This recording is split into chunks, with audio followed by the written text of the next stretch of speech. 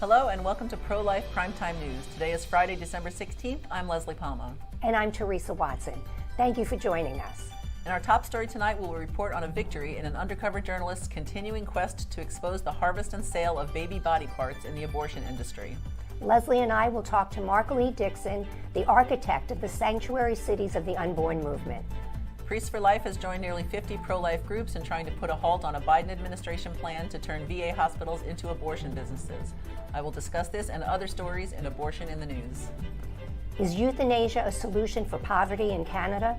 We will have Alex Schadenberg with the Euthanasia Prevention Coalition shed some light on this disturbing trend in Canada. If the 2024 presidential election were held today, who would win? Teresa has this and all of the political news that occurred this week. Does fatherhood affect men's brains? Be sure to stay till the end when our guest Brad Mattis shares some amazing new research.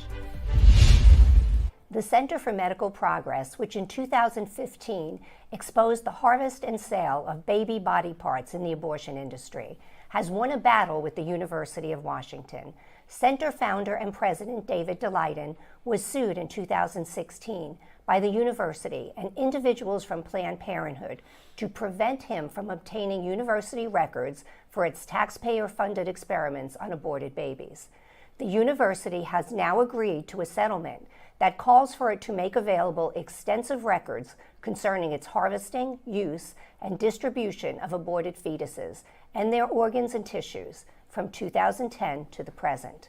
The university also will pay $30,000 in attorney fees to Daleiden's legal team. The University of Washington for more than 50 years has operated the Birth Defects Research Laboratory, a center funded by the National Institutes of Health that harvests and distributes aborted fetal organs and tissues. Like many university hubs for fetal experimentation, the university also hosts Planned Parenthood's abortion training program called the Fellowship in Complex Family Planning. Since 2015, Planned Parenthood has heralded the University of Washington program as its gold standard for supplying baby body parts for government-sponsored experiments. Daleiden's public records request sought documentation and communications concerning the relationship between Planned Parenthood and the university, the approval of fetal experimentation projects, the volume of business and kinds of fetal organs harvested and distributed at the Birth Defects Lab, and NIH involvement in fetal experimentation at the university. Those records will now be made available.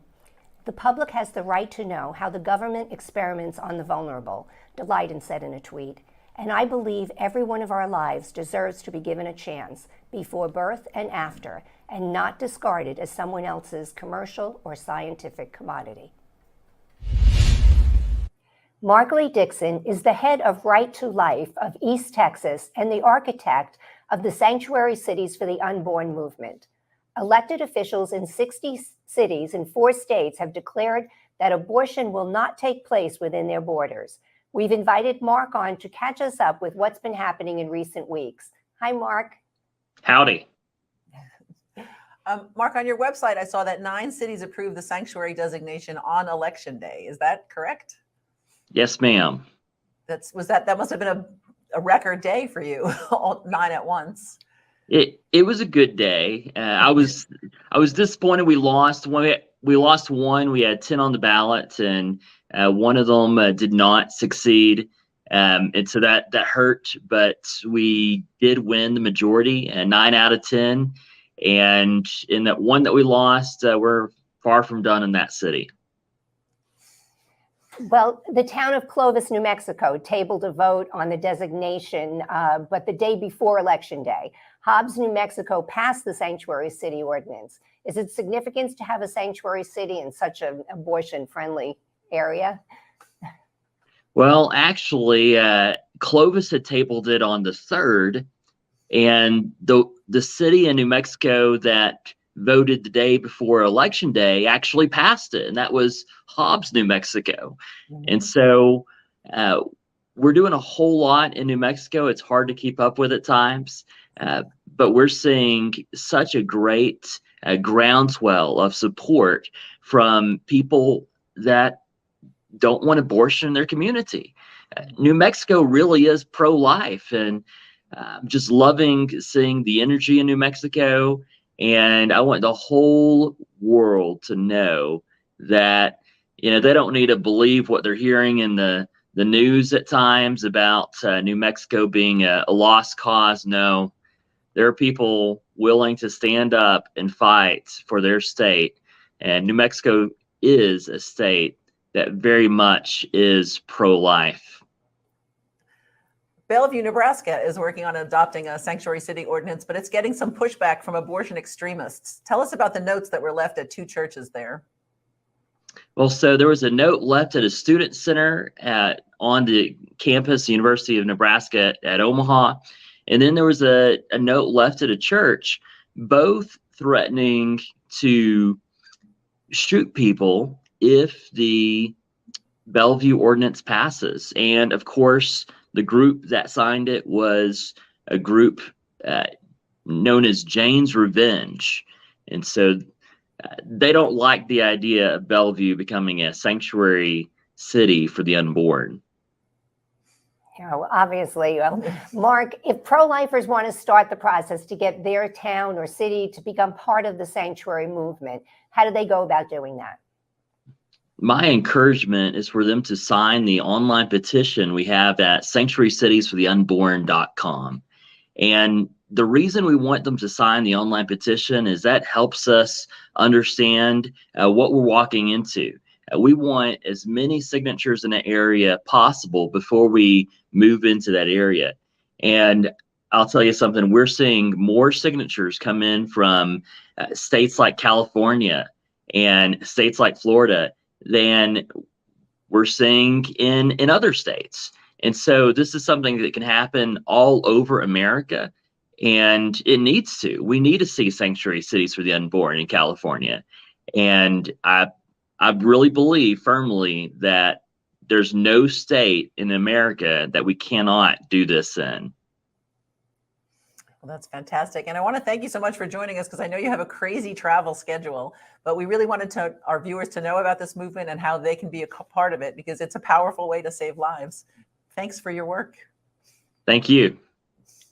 Thanks for joining, Mark. Stay well. Will do. Bye. Priests for Life is part of a coalition of nearly 50 pro-life groups asking members of the House and Senate to halt a Biden administration plan to turn Veterans Affairs hospitals into abortion businesses. For 30 years, the VA has been prohibited by law from using taxpayer dollars for abortion. In September, the Biden administration ignored this long-standing prohibition and issued a new rule that funds abortion for undefined health reasons for female veterans. The coalition letter reads in part, "Women veterans deserve quality, life-affirming medical care. Instead, the VA has prioritized abortion extremism by investing in an illegal scheme to provide abortions at veterans' health facilities in violation of both state and federal law." In a related development, a VA nurse practitioner and Army veteran has sued the department, saying that being forced to provide abortion counseling or distribute abortion pills is in violation of her religious liberty. Her suit, believed to be the first filed against the VA's new abortion policy, was filed in federal court for the Western District of Texas. A state judge in Iowa on Monday upheld a permanent injunction issued in 2019 to block enforcement of a law that would protect babies as soon as a heartbeat can be detected. Iowa's recently re-elected pro-life governor, Kim Reynolds, said she will appeal to the state Supreme Court to remove the block and clear the way for enforcing the law. The decision of the people's representatives to protect life should be honored, and I believe the court will ultimately do so, Reynolds said.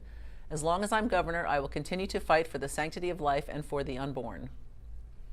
A court in Bexar County, Texas, has thrown out a lawsuit against an abortionist who intentionally violated the state's Heartbeat Act to perform an abortion beyond the legal limit. It's a strange case in that the person who filed the suit against Dr. Alan Braid is pro-abortion and was hoping his case would lead to the law being ruled unconstitutional. Instead, the suit was dismissed, with the court ruling that private citizens cannot sue abortionists unless they are directly impacted by the abortion. Braid wrote an opinion piece for the Washington Post last year, revealing he intentionally violated the Texas law shortly after it took effect in September 2021. He has been performing abortions in Texas and Oklahoma since Roe v. Wade was legalized the procedure in 1973, but he's had to relocate his killing centers since those states enacted near-total bans this summer. He now kills babies in abortion-friendly Illinois and New Mexico. The suit's dismissal could be bad news for a New York State senator who proposed climate legislation modeled on the Texas law. Senator Zellner Myrie wants private citizens to be able to sue oil and gas companies for climate negligence. The Wyoming Supreme Court has until January 9th to decide whether to take up the legal challenge to the state's abortion trigger ban that was passed in March and acted for less than a day in July, when a judge then ordered a preliminary injunction blocking the law's enforcement. If the state's high court takes the case, a ruling would not be expected for several months. If the court declines to hear the case, it will return to a district court. Vermont on Tuesday officially amended the state's constitution to abolish slavery and enshrine abortion. Proposal 5, which passed with 77% of the vote in the abortion-friendly state, guarantees personal reproductive liberty and says the state government cannot interfere in the reproductive health care decisions of its citizens except in cases of compelling state interest. Governor Phil Scott, a pro-abortion Republican, and Secretary of State Jim Kondos formally enrolled both amendments into the state constitution. Vermont has no restrictions on abortion, and the organization Americans United for Life rated the state dead last in its State Spotlight project. Vermont has an abysmal record on life, the organization says on its website, lacking the most basic legal protections for women seeking abortion and unborn children. The state health department does not even regulate abortion businesses in Vermont.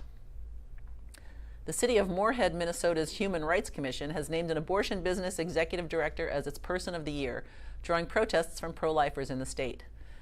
Tammy Kromenacher moved the Red River Women's Clinic from its longtime location in North Dakota to Minnesota after abortion was banned in North Dakota. Brian Gibson, executive director of Pro-Life Action Ministries in Minnesota, called the honor for Kromenacher a disgusting betrayal of the commission's very name, and he asked, how can a committee of people who claim to stand for human rights ignore half of 2 humans involved in an abortion? Despite booming business in her new location, the abortion provider is continuing a lawsuit that seeks to overturn the North Dakota law, which has been blocked as the suit continues. And that's Abortion in the News. Last month, we reported on Roger Foley, a Canadian man who was being encouraged by the staff at Victoria Hospital to end his life since he was unable to pay for his health care. It appears that Canada is getting a little too comfortable killing people for reasons other than those nearing death due to terminal illnesses. To discuss Mr. Foley's case, as well as the many other reasons people in Canada are asking for assisted suicide, we have back with us tonight Alex Schadenberg, the Executive Director of the Euthanasia Prevention Coalition. Welcome back to the show, Alex. Hey, it's great being with you. Yes, so Roger Foley, as you said, is from, he was at Victoria Hospital, which is here in London, Ontario, where I have my offices here. So I know a little bit about Roger, and Roger's case starts with the fact that he went into the hospital because he had food poisoning. And so he refused to leave the hospital until he was allowed to have self-directed care, meaning that he got to hire the people who were his caregivers. And that is a provincial program we have here, but they denied it to him. They said, you have 2 choices. You can pay us $1,500 a day at the hospital, or you can die an assisted death. Those were his 2 choices he was offered. Of course, he chose neither, and now they're going after him for the money. But his case is just the beginning of the many cases that we're seeing of people who are in poverty who are dying by euthanasia, lethal injection. And the reason is that they're people with disabilities, and they literally do not have money to live on the current disability rate, especially post-COVID with the great inflation we've had. And they're saying, but I qualify for an assisted death. So they're qualifying for an assisted death based on their disability, but they're saying the reason they're asking for it is actually because of poverty, homelessness, and inability to get medical treatment. All these reasons are piling up, and we've had quite a few deaths for those reasons alone. In fact, it's becoming quite insane. Well, Alex, I mean, how can that be justified for cases, like you said, of poverty, but also PTSD, post-traumatic stress disorder, which seems to be a reason as well? How do they justify it? The case of PTSD was particularly distressing because that was a Canadian military veteran who had served our country, who was going through PTSD, and he was seeking services for his PTSD, and the service people from the Ministry of Veterans Affairs told him, well, you can have medical aid in dying. Well, he didn't want medical aid in dying. And his story was even more acute in the fact that at first they said that, oh, he was just a one-off. It was the only case that had ever happened. And then they discovered, oh, well, there have been 5 cases and several people actually died by medical aid in dying after being told this. In this man's particularity, he went to the US for treatment. Now recently we had another case come up of a woman who became disabled as a veteran. So she actually became a disability, a Paralympian. And when she was asking for help from Veterans Affairs to put a wheelchair ramp in, they told her she could have medical aid in dying. So can you imagine that? How crass this is? These are people, of course, served our country, and yet they're being told by the service providers, "Well, you can have medical aid in dying," as if that's it's something to be offering people who served our country. That's unbelievable. In a recent blog, you wrote about a woman named Gwen, who's seeking euthanasia because she can't get treatment for her medical problems. Why is it easier in Canada to be euthanized rather than get treatment that you need? See, the problem with the system is right off the bat. First of all, we allow killing, and now we allow killing for chronic conditions, and people with disabilities have chronic conditions. That's usually why they have a disability. They have a condition that's not getting better. That's how they live. That's how they are. And in the case of Gwen, she wasn't able to get the medical treatment she needed, and she lives in British Columbia. But she had no problem being approved for medical aid in dying. So the approval for medical aid in dying, that didn't take very long, no problem. She wants treatment. She can't get it. So she was talking about going to the US for treatment. And this is the kind of thing we're facing. Now, treatment issues are always a problem in Canada because we have universal health care. But on top of it, there's been a big backlog of treatment because of post-COVID issues and everything. But even further to that, people with disabilities often need specialized treatment. And if they can't get it, but they can get medical aid in dying, it seems, well, in fact, it's sort of ridiculous. You're going to kill somebody, and what they want is treatment, not death. It's unbelievable. Alex, I read about a woman, I think her name is Denise. She's 31 years old and she uses a wheelchair. She has multiple chemical sensitivities and Yes. she was seeking assisted suicide when really she needed a clean place to live. She needed a wheelchair ramp. So why is life so undervalued in Canada that it's just easier to kill than to help them stay alive? Well, I think you hit the nail on the head when you said life is being undervalued in Canada. What happened is we originally legalized euthanasia, which is lethal injection, death by lethal injection. We originally legalized that based on someone having a terminal illness, but then it expanded to people with chronic conditions. So now you don't have to have a terminal illness. And so these people are getting approved for medical aid in dying. Now, this woman with multiple chemical sensitivities was living in poverty because she couldn't find a job. She was too sick to go out. And so therefore, she was living in social housing where she was constantly having a difficult time living. The sad thing about, okay, so the nice thing about her story is GoFundMe group raised about $80,000 for her. So now she has a place to live where she can live. Whereas a woman who was 51 years old died by euthanasia, lethal injection, who also had MCS because there was no help that came her way. So it was very sad that that's the sort of thing. All they need is a clean place to live, and instead what they get is lethal injection. It's really abandonment, really abandoning people. It is. Well, we have so much more we'd like to talk with you about, but we're running out of time. But before we say goodbye, would you please give us a quick update on Roger Foley? Well, Roger Foley is still in the legal battle with the hospital, but I'm also very concerned now in the U.S. because after this election, there's several states that are going to be debating assisted suicide, and I'm telling people, don't go there, don't ever go there. Look at what's happening in Canada. Like, just looking at the crazy things in Canada that are going on. Please do not be so crazy as to legalize assisted suicide, let's say in Massachusetts and in Minnesota and all these states where they're debating it right now, or where they're going to be debating it soon. Just don't go there. That's a crazy idea to be involved with killing people. Well, Alex, thank you so much for taking the time to discuss this disturbing trend in Canada that seems to be coming over the border to the U.S. as well. So thank you. Thank you so much for having me on. If the presidential election were held today, Ron DeSantis would be leading the potential 2024 matchup between he and Joe Biden. Although neither Biden nor the Florida governor are official candidates for the presidential race, the assumption is that both are running along with Donald Trump and other Republican presidential hopefuls.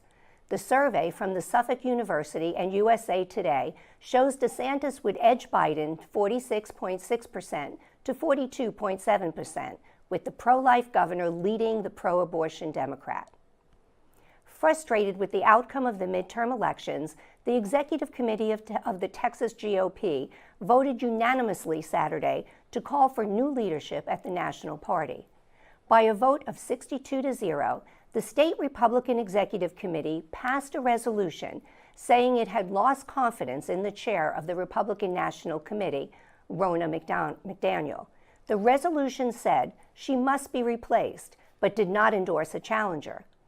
The resolution said under Chairwoman McDaniel's leadership, The GOP lost both houses of Congress and the White House in 2020, and seriously underperformed in 2022 by further losing ground in the Senate and only barely winning a majority in the House, adding that new leadership is necessary to address deficiencies in fundraising, messaging, GOTV, and election integrity. McDaniel's re-election campaign responded to the Texas resolution with a statement emphasizing that her decision to seek another term was member-driven. Support for the chairwoman has only grown since her announcement, and she looks forward to speaking with each and every member to discuss how the party can continue building upon our investments and make the necessary improvements to compete and win in 2024, McDaniel's spokesperson Emma Vaughn said in the statement. Candidates for two of Arizona's top offices had initial hearings in their election-related legal challenges Tuesday. Gubernatorial candidate Kari Lake and Secretary of State candidate Mark Finchem, both Republicans, believe they won the November 8th election and have asked judges to overturn the outcome. Official election results were certified on December 5th. The lawsuit filed by Lake, a former television news anchor, asks a judge to declare her the winner of the election or at least order a recount of the vote in Maricopa County, where Lake claims issues with election equipment and long lines disenfranchised her voters. Secretary of State Katie Hobbs was declared the winner of the race by just 17,000 votes. She is set to take office on January 5th. Finchem's suit alleges the election was not fair or secure and asks the court to nullify the results. Residents in Rochester, New Hampshire were intrigued but not exactly shocked when a state House of Representatives race ended in a deadlock last month. 970 votes cast for the incumbent Democrat and 970 for the Republican challenger. In the purplish state, where Rochester sits between the liberal southern seacoast and the more conservative Lakes region at its center, the tie only confirmed what people already knew. Their city of 30,000, like their country, is politically split. And like many Americans, they are trying to navigate the divide with a careful approach, keeping their views to themselves and attempting to get along. Last week, state legislators voted to send the tied race in Rochester's Ward 4, where there are about 3,000 voters, back to the city for a special election, expected to be held in February. Both candidates said they are determined to prevail, though they dread the challenge of encouraging voter turnout in the frigid middle of a long New Hampshire winter. It's going to be a tough slog, said David Walker, the Republican, a longtime city council member who challenged State Representative Chuck Grassley, a three-term Democrat. I can't see a lot of elderly people coming out in the cold, but you just have to knock on the doors and entice them. Stacy Horn, a high school social studies teacher, was planning a lesson about the tied race as she saw a chance to drive home a crucial point. When we talk about turnout and the reasons people don't vote, someone usually says, people feel like their vote doesn't count, she said. That's a perfect segue into the tie. You look at Ward 4 and see it's all about who shows up that day. And that's political news in a nutshell. Brad Mattis is the president of the Life Issues Institute, and last week he wrote a story on his website that carried the intriguing headline, "Fatherhood Changes Men's Brains." We've invited Brad to come on to tell us how that happens and what it means. Welcome, Brad. Well, thanks for having me on again. I appreciate being with you. Sorry, Brad. Well, we're going to start again. Sorry, I didn't mean to cut you off. I didn't realize you could take a breath. Don't breathe too long, Brad. Sorry. Jump in if you do. Okay.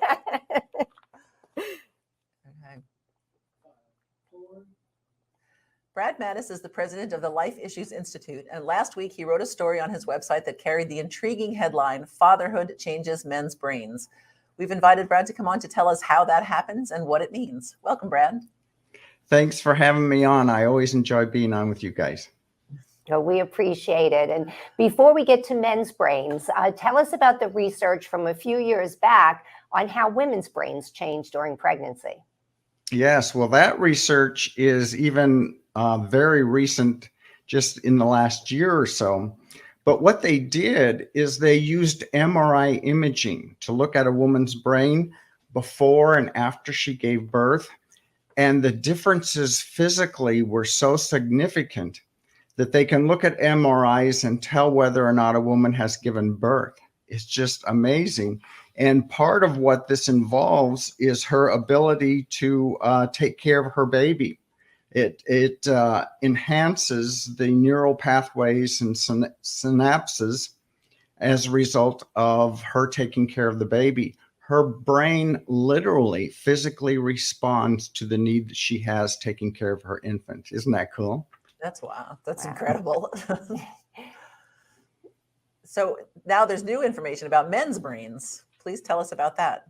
Sure. And this is kind of a hoop, because who would have expected that a man's brain would physically be impacted because of fatherhood? But it is. There's budding research that was just done. It was published in something that I'm sure everyone subscribes to called Cerebral Cortex in the September issue. And what this research does is they recruited 20 men from Southern California, 20 men from Madrid, Spain, and then they had a control group of fathers or fatherless men.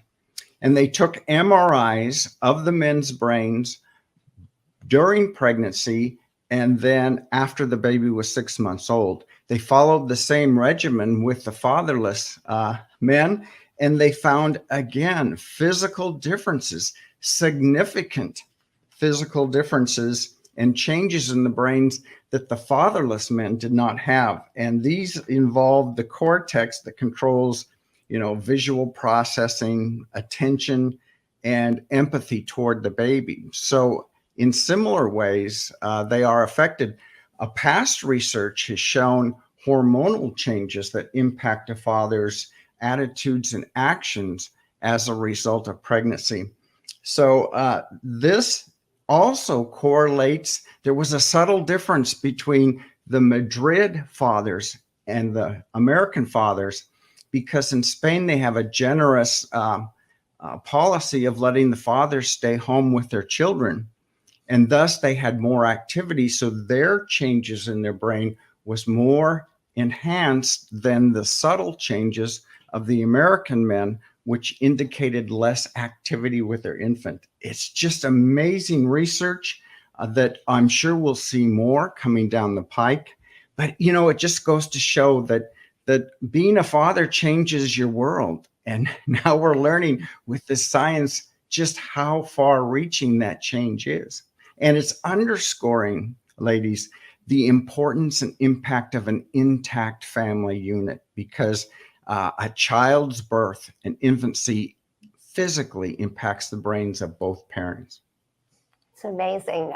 We're kind of interested. I'm sure this will develop more and we'll want to hear more about it. But on the other hand, then, how does abortion impact these changes in the brains for men and women? Well, unfortunately, we don't have comparable research, or that I'm aware of anyway, but we do know there are significant ways that the brains are impacted. With men, the research that I've done and read elsewhere shows that men were created by our Creator with an innate desire to provide for and protect our offspring. Women brains were wired with that nurturing aspects, which is a common thing that most everybody agrees to. And when an abortion takes place, there is a growing body of evidence, especially for women, less so with men, that plays a devastating impact on the psyche, conscience, and thought process of parents who lose a child to abortion. Just as they lose a child to abortion, is the same type of emotion and issues that they go through if they lost a child in infancy, in toddler, or even teenage years. Well, this is really interesting stuff, but unfortunately, we're just about out of time. So I want to thank you for coming on with us, Brad, and I hope you have a wonderful Christmas. Merry Christmas to you. Thank you, Brad. Bye. Thank you so much for joining us on Pro-Life Primetime News, produced at Priest for Life headquarters in Titusville, Florida, We hope you will join us for our upcoming special shows. On December 23rd, we will have a special Christmas show. Be sure to join us on the 30th for the Year in Review. Both will be at our regular time of 9 p.m. Eastern Time. We hope you will support this show and all of our broadcasts, including Just Ask Janet, our daily masses, and Father Frank's broadcasts, by making a donation to prolifegift.org. These donations help fund all of our work here at Priests for Life, which enables us to continue educating, equipping, and activating the pro-life community to end abortion. Do you have an idea for a story for us? Are you someone whose baby was saved because of the help of a sidewalk counselor? Would you like to expose something in the abortion industry? Then please email us at media@priestsforlife.org. I'm Leslie Palma, Communications Director. And I'm Teresa Watson, Executive Manager. Remember, life is the only choice.